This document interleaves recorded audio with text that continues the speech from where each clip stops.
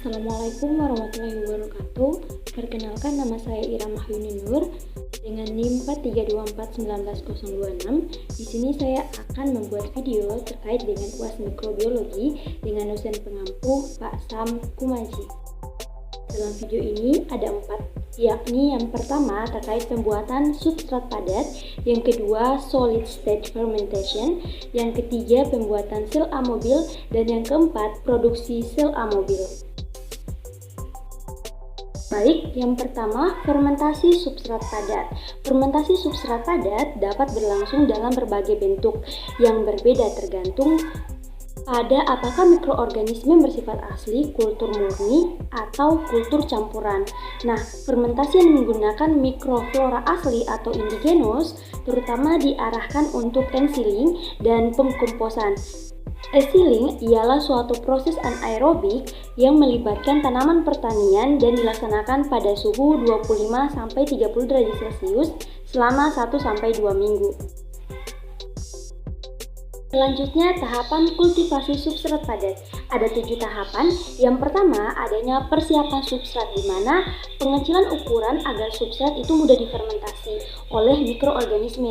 Kemudian ada juga penambahan nutrien lain dan pengaturan pH.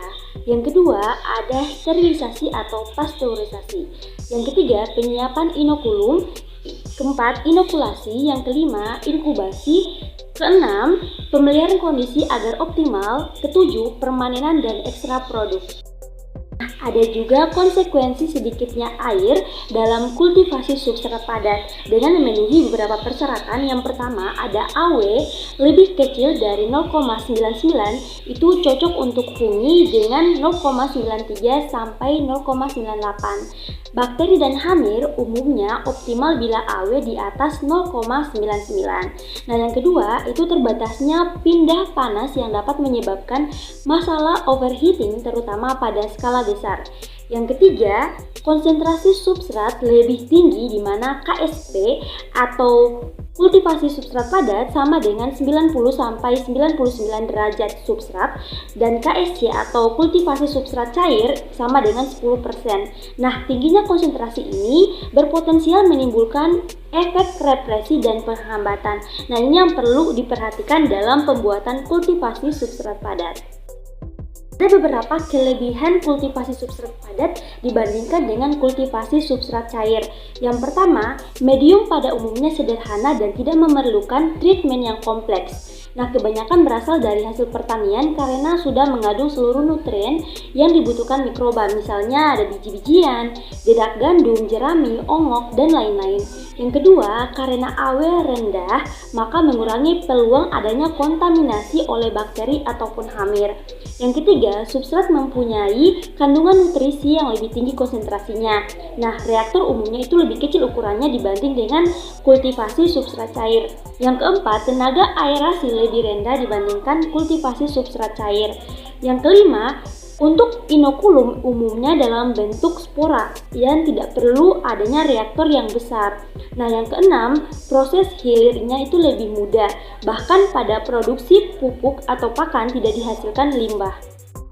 Kita masuk pada pembahasan kedua, yakni solid stage fermentation. Baik, solid stage fermentation atau SSF didefinisikan sebagai proses fermentasi yang terjadi tanpa atau hampir tidak ada air, atau bisa dikatakan bebas air, free water. SSF dikenal sejak zaman kuno tetapi telah mendapatkan perhatian ilmiah saat ini karena beberapa manfaat lingkungan dan ekonomi yang ditawarkannya. Nah, SSF tampaknya memiliki beberapa keunggulan bioteknologi seperti produktivitas fermentasi yang lebih tinggi, konsentrasi akhir produk yang lebih tinggi, stabilitas yang lebih tinggi, represi katabolik yang lebih rendah, budidaya mikroorganisme yang dikhususkan untuk substrat yang tidak larut dalam air, dan budidaya campuran berbagai jamur dan Selanjutnya kita masuk pada solid stage fermentation process atau proses pembuatan fermentasi padat. Nah, kita bisa lihat gambar di samping bahwa PDA agar yang terbuat dari fungi T. hargionum dan Yelipolitica atau Ragi Yelipolitica, di mana pada fungi itu sporanya akan dipanen dan pada ragi itu sel raginya akan dipanen. Nah, setelah spora fungi dan sel dari ragi ini dipanen, itu akan dimasukkan ke dalam tabung Erlenmeyer. Nah, sebelumnya tabung Erlenmeyer ini sudah disterilisasikan oleh distilled water atau air sulingan dan ditambahkan substrat CDDG. Nah, setelah dimasukkan ke dalam Erlenmeyer, maka itu akan di solid stage fermentation. Nah, terbuatlah fermentasi padat. Nah, setelah terbuat fermentasi padat, maka ini akan dikeringkan atau proses drying. Setelah adanya proses drying, itu akan dianalisis nutrisi yang ada di dalamnya. Nah, ini merupakan salah satu penelitian dari orang yang saya temukan. Selanjutnya kita masuk pada pokok pembahasan yang ketiga, yakni pembuatan sel amobil. Nah, sebelum kita masuk pada proses pembuatan sel amobil, kita harus ketahui dulu apa sih amobilisasi sel itu. Nah, amobilisasi dalam bidang bioteknologi didefinisikan sebagai suatu cara yang digunakan untuk menempatkan secara fisika atau kimia suatu sel, organel, enzim, atau protein lainnya ke dalam suatu penyangga berupa bahan padat, matrik, atau membran. Nah, amobilisasi dilakukan dengan maksud untuk meningkatkan stabilitas dan membuat sel, organel, atau enzim dapat digunakan secara terus-menerus atau berkelanjutan. Ada beberapa metode amobilisasi sel. Yang pertama, metode ikatan antar polimer atau cross-linking, di mana dinding sel mikroba yang mengandung gugus amin bebas dan karboksil dapat berikatan silang dengan senyawa seperti glutaraldehid atau tolen disosianat. Nah, sel mikroba juga dapat diamobilisasi melalui ikatan ion dengan senyawa polielektrolit. Nah, metode amobilisasi dengan cara ini jarang dilakukan untuk sel. Metode yang kedua ada metode copolymerisasi atau disebut copolymerization, di mana metode ini merupakan metode pengembangan dari metode yang tadi atau ikatan antar polimer, di mana pada saat amobilisasi biasanya ditambahkan senyawa yang berfungsi sebagai spacer seperti gelatin, albumin, polietilenium ke dalam suspens sel yang akan diamobilisasi. Selanjutnya suspens sel ini akan diamobilisasi dengan metode ikatan antar polimer. Nah, prosedur ini akan membuat sel terperangkap pada suatu jaring kovalen. Metode ini banyak menyebabkan kematian sel, akan tetapi pada beberapa aplikasi metode ini dapat digunakan. Kemudian metode yang ketiga ada metode ikatan kovalen. Metode ini dilakukan dengan cara menggunakan sistem di mana sel dapat terikat secara kovalen dengan gugus reaktif dari suatu matrik atau sel terikat pada suatu senyawa perantara yang menghubungkan sel dengan matriknya. Nah, contohnya matriks selulosa dapat dikombinasi dengan glutaraldehid sebagai senyawa perantara.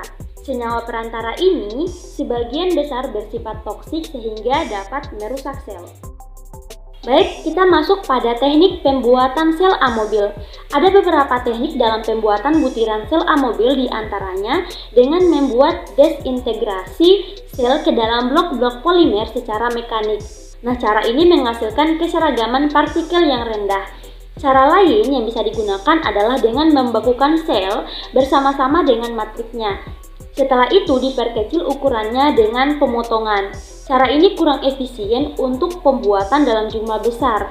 Nah, ada cara yang ketiga dengan membuat sel menjadi manik-manik atau butiran atau disebut bits bersama-sama dengan matriknya. Baik, selanjutnya kita masuk pada pokok pembahasan yang keempat, yakni produksi sel amobil. Tapi sebelum itu saya akan menjelaskan dulu matrik amobilisasi. Nah, ada beberapa matrik amobilisasi, namun di sini saya akan menjelaskan dua matrik amobilisasi yang sering sekali digunakan. Yang pertama ada polimer sintetis. Nah, polimer sintetis biasanya dipilih karena ingin mendapatkan sifat fisika kimia tertentu dari matrik tersebut. Nah, porositas dan sifat hidrofob atau hidrofilik dari matrik jenis ini dapat diatur lebih mudah.